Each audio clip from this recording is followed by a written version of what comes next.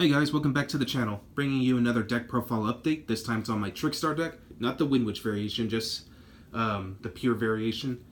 Trickstars are still really strong in my opinion. It's still considered a meta deck. Honestly, it's really hard to say like where it fits on the top spots. Honestly, just because like Prank Kids has made an appearance. There's Dark Warrior, there's Altergeist, Thunder Dragons, and Sky Strikers. But Trickstars actually have a pretty good matchup on against the Prank Hits because you can banish their cards.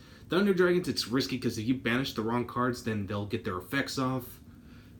Sky Strikers too, like you can banish their cards, so, that way they don't get as much advantage in their graveyard because they need their spells in the grave.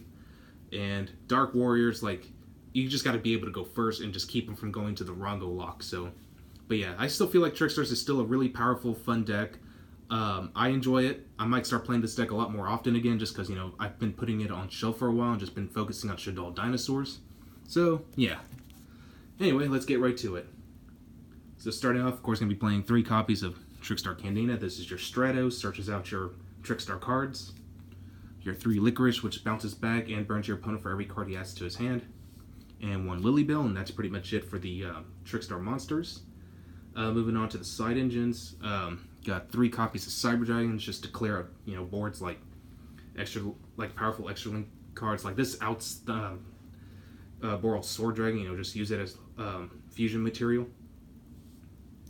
3 Eater of Millions, which also outs Boral Load and Boral Sword, so you can easily just banish them face down.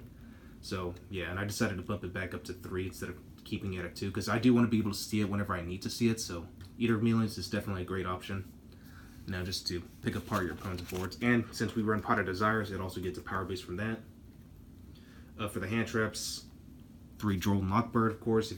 Since you're running 3 reincarnations, you draw them and basically just pitch away your opponent's entire hand, just kind of laugh at them.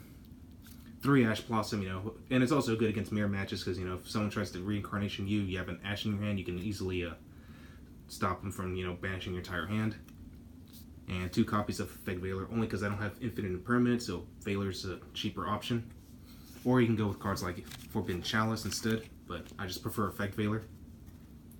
Moving on to the spells. You got 3 Light Stages, searches out your Trickstar monsters, primarily Candina or anything else you might need.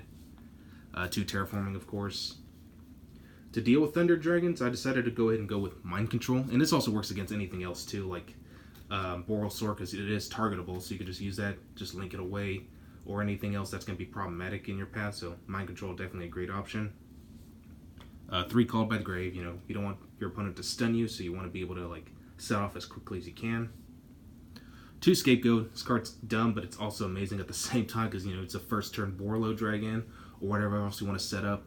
It can also be a first turn Staryuja, so that's actually one of my favorite things about Scapegoat. 2 Pot of Desires just for consistency. I only like to play it at 2 just because, you banish 10 face down, draw 2 cards. It's a high risk reward, but I generally only play it when Called by the Grave is at hand because, I'm always expecting Ash to hit me with this. So, yeah.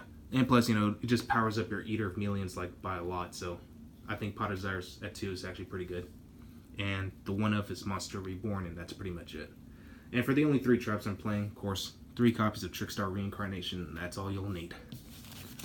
So, yeah. Alright, so moving on to the extra deck, I'm going to be playing 1 copy of Holly Angel, just because it's Trickstar and points down.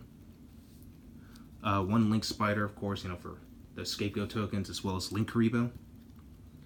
Mrs. Radiant, so, yeah, all standard choices. 1 Underclock Taker, just because, you can power down your opponent's monsters. I'm running the World Chalice package of Ib and Ningirsu.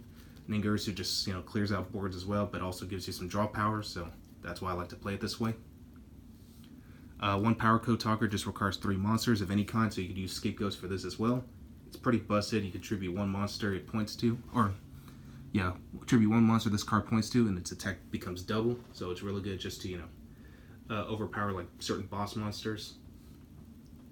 Got the Nightmare package of Cerberus, Phoenix, and Unicorn.